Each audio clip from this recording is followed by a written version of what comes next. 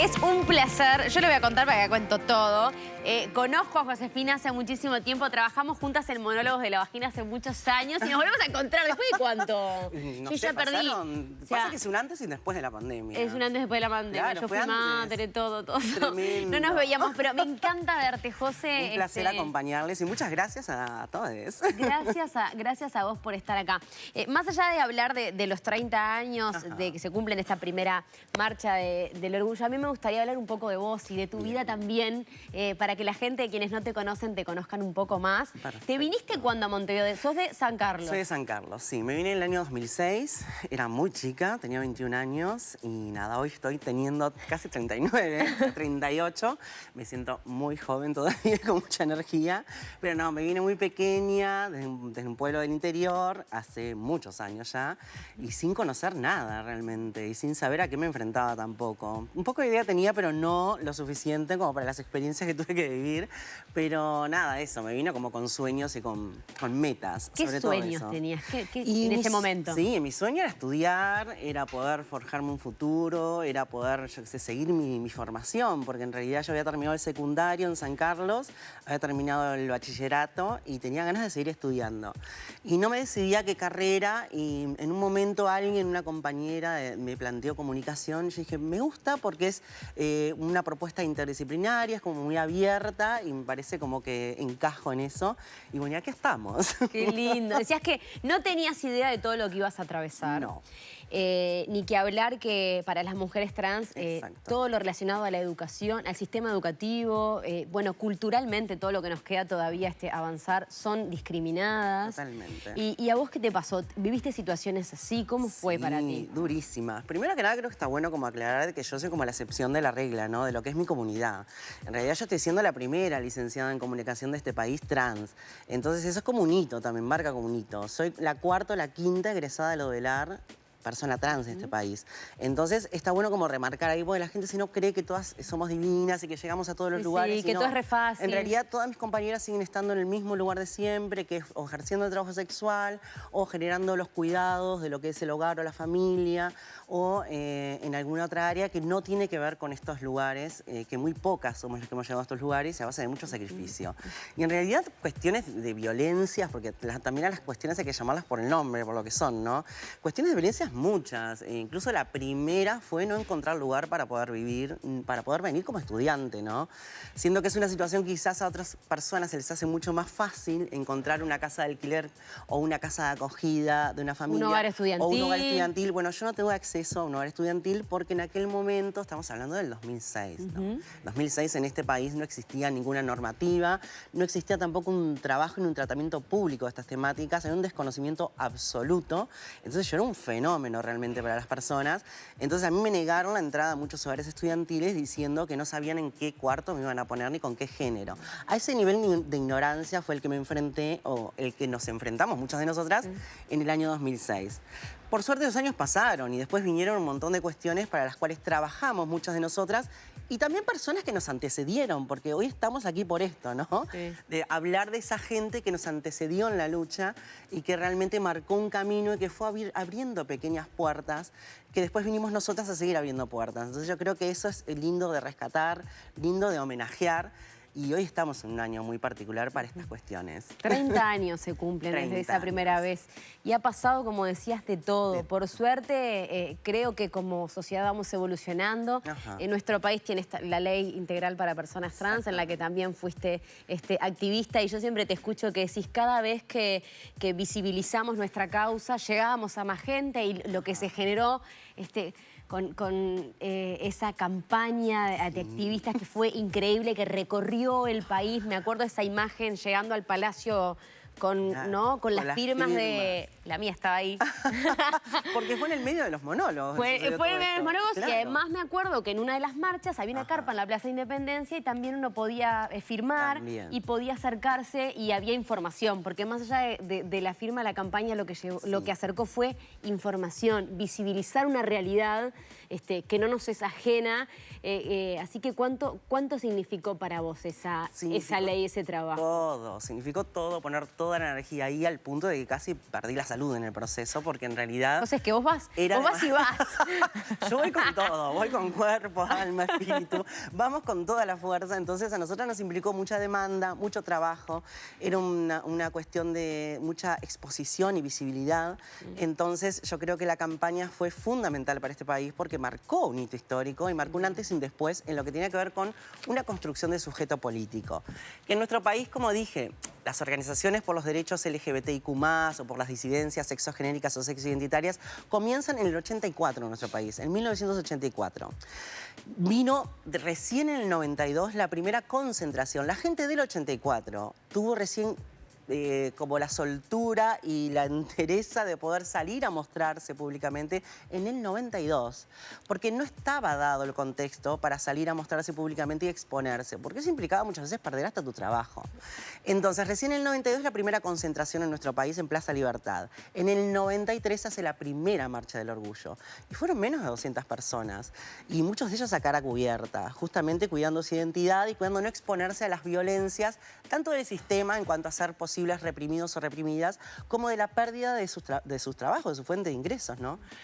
La campaña en el 2018 marca un antes y un después en lo que tiene que ver con el recorrido histórico, en lo que tiene que ver con la instalación de un sujeto político travesti trans. En este país no existía. Si bien existían nuestras compañeras y hubo representación travesti siempre en todo el proceso de lucha, y nuestras compañeras fueron en la primera fila de batalla las que marcharon en el 93 y concentraron en el 92, y también estaban en el 84, no, miento, perdón, en el 91 estaban en las primeras asambleas donde se comienza con la Mesa Coordinadora de Travestis, que después pasa a llamarse ATRU, Asociación de Travestis del Uruguay, que es una organización que hasta el día de hoy existe. Entonces la campaña lo que genera es una visibilidad, la construcción de un sujeto político, y también nosotros decíamos, bueno, está bien que el país hable de nosotras, con nosotras, y que hablen bien o mal no nos interesa. Lo que nos interesa es que hablen, que se sepa quiénes somos, en qué situación estamos, cuáles son nuestras necesidades, cuáles son nuestras urgencias y qué es lo que proponemos también. Creo que esa era la idea de la campaña y fue todo la estrategia comunicacional también, ¿no? Tremendo. Del 2018 hasta ahora y con la aplicación de esta ley, ¿qué falta todavía que esté en la ley y en la realidad no pase? Falta todo. Como las personas que trabajamos en derechos humanos y que trabajamos en activismo social y político, sabemos que las normativas son un respaldo necesario porque de alguna manera encuadran institucionalmente y generan oportunidades, generan accesibilidades, generan visibilidades, pero en realidad la bajada de una normativa tiene que ver con la implementación de la política pública en nuestro país, ¿no?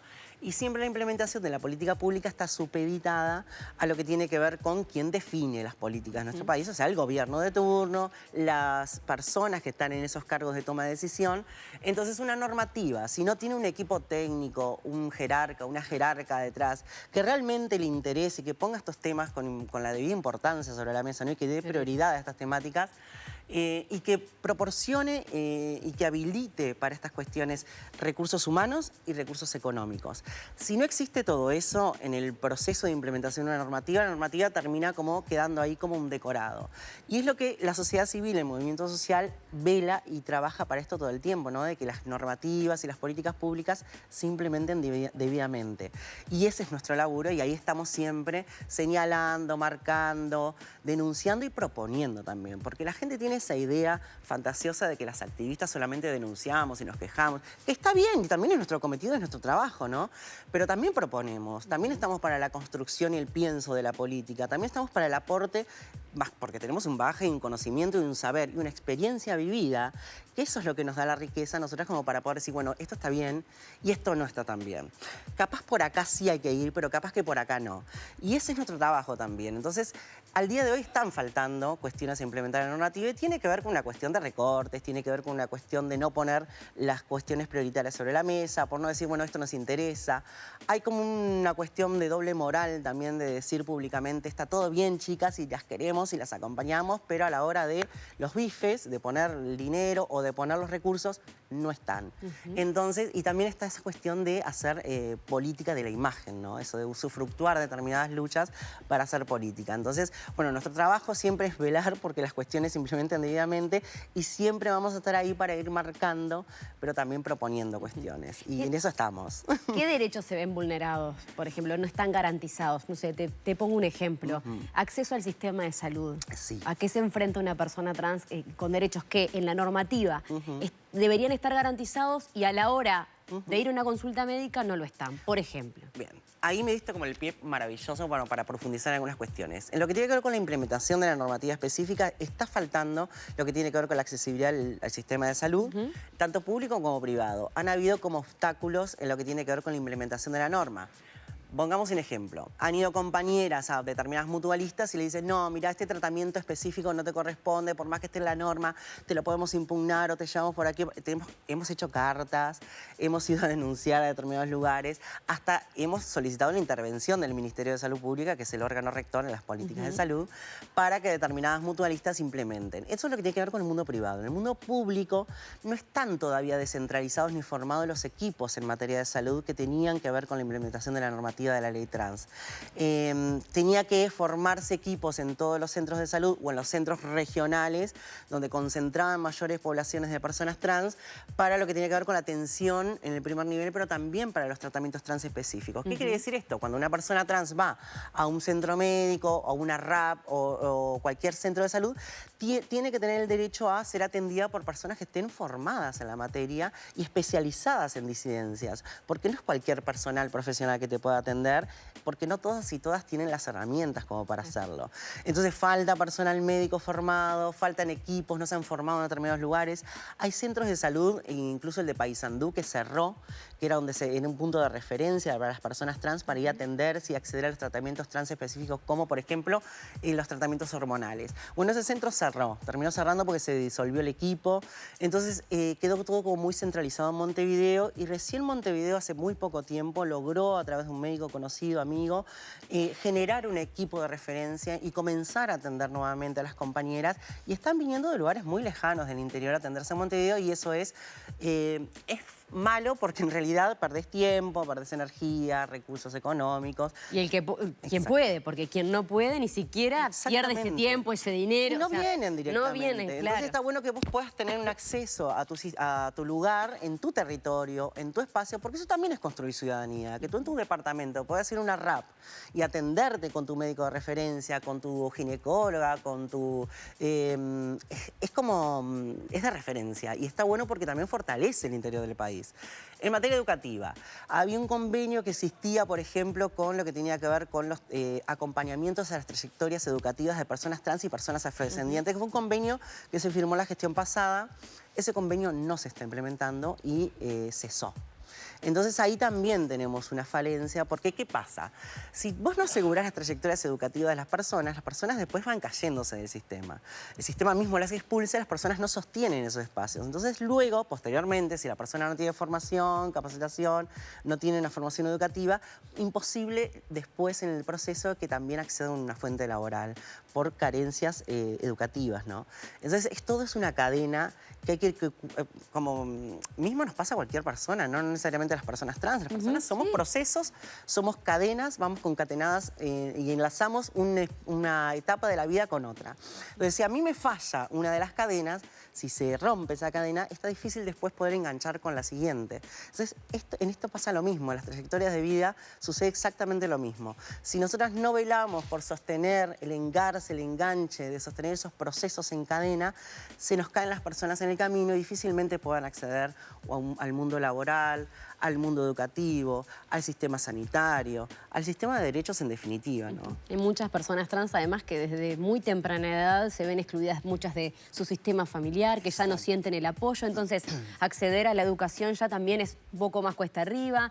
Yo te escuché, creo que, no me acuerdo si fue en TV Ciudad Donde, que hablabas también de las propuestas laborales, que hay muchas que son a corto plazo y que hay muchas mujeres trans, personas trans que se vinculan a ese sistema, terminan, no se renuevan, no hay otra fuente laboral, vuelven al trabajo sexual, en muchos casos, por ejemplo. Son fuentes precarias, por ejemplo, los llamados laborales del 1% que lo establece la ley como obligatorio. El sistema hace trampas, determinadas trampas, como por ejemplo, te hace un llamado para personas de 18 a 24 años con sexto de liceo aprobado. Y ahí introduce el cupo trans. Es mentira que haya personas trans, sobre todo mujeres trans, de 18 a 24 años que tengan sexto de liceo aprobado. No existe, porque antes se rompieron otras cadenas que no permitieron que esos procesos se saldaran o se transitaran debidamente. Entonces, y después hubo otro llamado, por ejemplo, para poner ejemplos, ¿no? Para que la gente entienda de qué se trata. Sí, ejemplos reales. Llamado a una institución que ponía, bueno, hacemos un llamado para administrativas y te ponemos los dos cupos, el cupo trans y el cupo afrodescendiente. Pero de los dos del llamado que hacía, establecía solo 2 cupos, 2 cargos, y uno de los cargos se tenía que disputar en el llamado. Entonces ponen a competir las personas afrodescendientes con las personas trans por un cargo. Es insólito eso, o sea, es hacerse trampas, y son obstáculos que la institucionalidad misma coloca. Entonces por favor, gente, pongamos un poco de seriedad en esto, vayamos a las fuentes, leamos las normativas, veamos cómo se implementa la política pública y pensemos un llamado acorde y con todas las garantías para las personas, ¿no? No nos hagamos trampas al solitario y no generemos estas trampitas que en realidad las personas que trabajamos en derecho estamos atentas y sabemos cómo son las cuestiones. Entonces, eso, es como para que la gente entienda un poco en qué la institucionalidad falla, ¿no? Fallan esas cuestiones, falla en no implementar las cosas debidamente y ahí está siempre el movimiento social señalando, bueno, no es así, esto no está bien, veamos cómo lo podemos saldar o solucionar, pero es por este otro lado. José, muchas gracias por haber estado esta mañana. Josefina González, no me quiero despedir para... No, te voy a preguntar antes de cerrar. Mañana. Eso. ¿Qué vamos a poder... actividades que se van a hacer mañana? Porque el día es mañana, decíamos 28 de junio. Exacto. Mañana en Plaza Libertad vamos a estar haciendo una gran concentración a 30 años de la primera Marcha del Orgullo y vamos a estar de alguna manera homenajeando, pero también generando construcción de memoria en recordar a nuestras antecesoras, ¿no? Y antecesores, aquellos que pusieron la cara en el 93 y en el 92 en la concentración y en el 93 en la primera marcha y que de alguna manera nos antecedieron en esta lucha. Entonces vamos a estar recordando algunos nombres, homenajeando a determinadas personas necesarias y fundamentales para que, por ejemplo, yo hoy esté acá. ¿A qué hora va a ser? A partir de las 17:30 en Plaza Libertad es esa concentración a 30 años de la primera Marcha del Orgullo. José, gracias nuevamente por estar acá, felicitarte por todo lo que has hecho, sos realmente un orgullo y me encanta tenerte acá y poder hablar contigo esta mañana, lo mejor de lo mejor de lo mejor. Josefina González, activista transfeminista, en el marco de estos 30 años de la primera Marcha del Orgullo. Hablamos un poco de todo. Mañana va a haber actividades a las 17:30 horas esta concentración, recordando a quienes merecen y han sido parte fundamental de esta lucha en estos 30 años. Nosotros seguimos haciendo La Mañana en Casa, vamos al mostrador con nuestros compañeros.